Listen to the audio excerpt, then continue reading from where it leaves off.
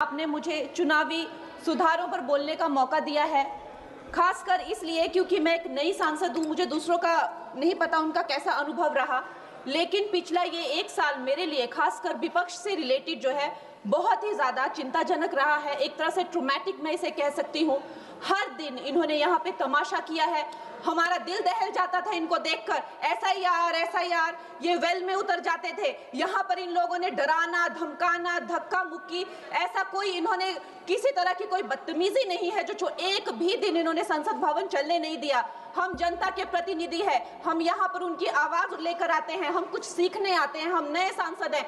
इन्होंने संसद अगर पिछले 2-3 दिन को छोड़ा जाए तो साल भर शायद ही थोड़ा चलने दिया है। एसआईआर कर करके इन्होंने यहाँ पे तमाशे किए, लेकिन अब जब इनको बोलने की बारी आई एसआईआर पे, तो अध्यक्ष महोदय जी, हम देख रहे हैं कि कल leader of opposition Rahul Gandhi ji ने, मुझे लगा क्या खुलासा होगा, हम भी बड़े उत्सुक थे। सारी साल हमने एक ही शब्द सुना है, अब ये क्या ग्रैंड रेवलेशन होगी। लेकिन राहुल गांधी जी जो लीडर ऑफ ऑपोजिशन है, उन्होंने कल जब कहा खादी है, खादी में धागे हैं, धागे में लोग हैं, लोगों के अंदर, उनको जब कहा गया कि आप पॉइंट की बात कीजिए, तो उन्होंने कहा कि मैं अपना फ्रेम कर रहा हूं, मैं अपना आर्ग्यूमेंट फ्रेम कर रहा हूं। और इतनी देर बाद जब वो फ्रेम करके पहुंचे तो ले देकर वो वापस उसी अंतर्राष्ट्रीय मूल की महिला।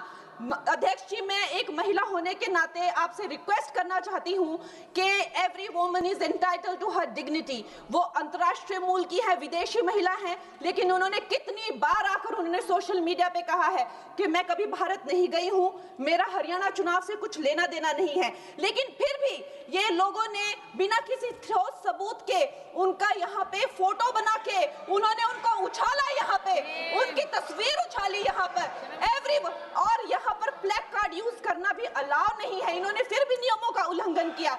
मैं चाहती हूँ सबसे पहले तो मैं इस सदन की तरफ से उन महिला से बहुत ही माफी मांगती हूँ कि इस सदन में बिना कि उनकी आजकल जो पर्सनैलिटी राइट्स का भी एक बहुत बड़ा क्राइम होता है, उसके उपरांत उनका फोटो यहाँ यूज किया गया। मुझे बहुत खेद है। भारतीय संसद भवन की तरफ से हम उनसे माफी मांगते हैं।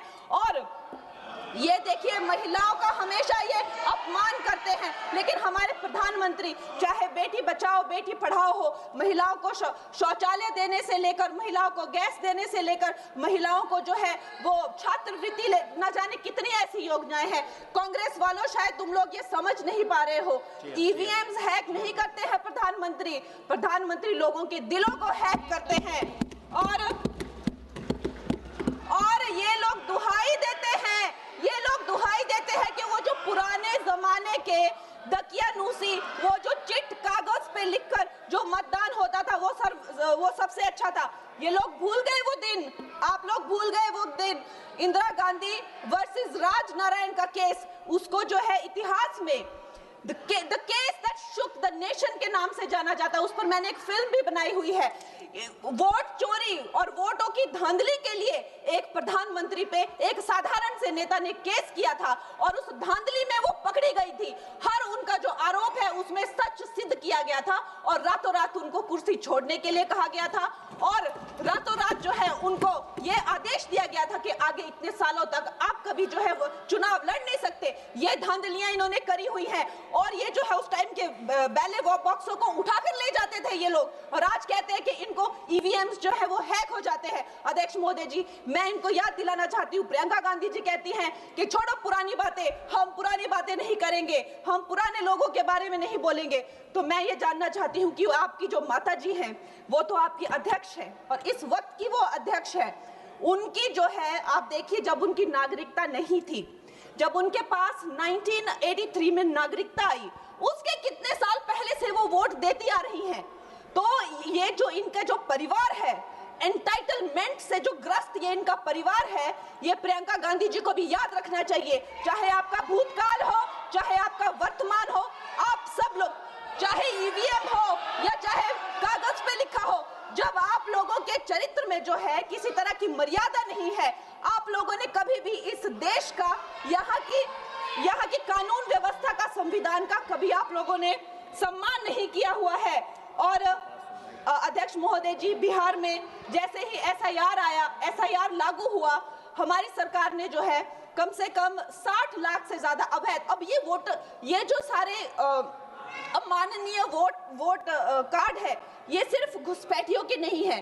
कुछ ऐसे लोग हैं जो माइग्रेट हो गए हैं, कुछ ऐसे भी लोग हैं जो इस दुनिया में है ही नहीं, 60 लाख से ज्यादा। और अगर वो लोग जेन्युइन थे तो उन्होंने किसी ने तो रिक्वेस्ट करनी चाहिए थी कि भाई मेरा वोटर आईडी कैंसिल हुआ है। उसके उपरांत जो है 21 नए वोटर आईडी जो है उन्होंने दिए हैं। और इस तरह का एक माहौल बना बिहार में कि आज तक की सबसे ज्यादा वोटिंग जो है 67% वोटिंग हुई। नागरिकों में ये उत्साह जगा कि जो है इस तरह की जो क्लेंजिंग प्रोसेस है वो होना चाहिए। मैं एक देशभक्त होने के नाते अध्यक्ष महोदय जी, मैं ये प्रपोज करना चाहती हूँ कि हमारे देश में जो है हमेशा महीने 2 महीने बाद हमारे जो शीर्ष नेतृत्व हो गए, सारे अधिकारी हो गए, हमारे जितने भी रिसोर्सेज हैं, हम लोग उनको हर महीने 2 महीने में इलेक्शंस में जो है पुश कर देते हैं। इससे हमारे देश का बहुत ही भारी नुकसान होता है। और मैं ये चाहूंगी कि 1 नेशन 1 इलेक्शन जो नरेंद्र मोदी प्रधानमंत्री जी जो कहते हैं कि एक वोटिंग जो है डेमोक्रेसी के उत्सव के रूप में, जैसे कि दिवाली होती है, होली होती है, उस रूप में मनाया जाए। क्योंकि ये सिर्फ सरकार का ही नुकसान नहीं है, 10,000 करोड़ से ज्यादा का जो नुकसान होता है सिर्फ वही नहीं है, लेकिन मुझे लगता है कि धीरे धीरे हमारे जो नागरिक भी है उनमें जो वोटिंग फटीक है, बार बार उन्हें जागरूक करना, बार बार कई जगहों से जहां वो काम करते हैं वहां से उनको ट्रैवल करके अपने नेटिव प्लेसेस पे आना और बार बार मार्केटिंग करके, it is exhausting for the whole ecosystem. तो मैं ये प्रपोज करना चाहती हूँ कि 1 नेशन 1 इलेक्शन को लाया जाए और ये जो भी हमें जिस तरह की जो असुविधा होती है हर महीने 2 महीने में इलेक्शंस की, उससे जो है हम बच सकते हैं। जय हिंद। धन्यवाद जी। माननीय सदस्य मियां अल्ताफ अहमद जी।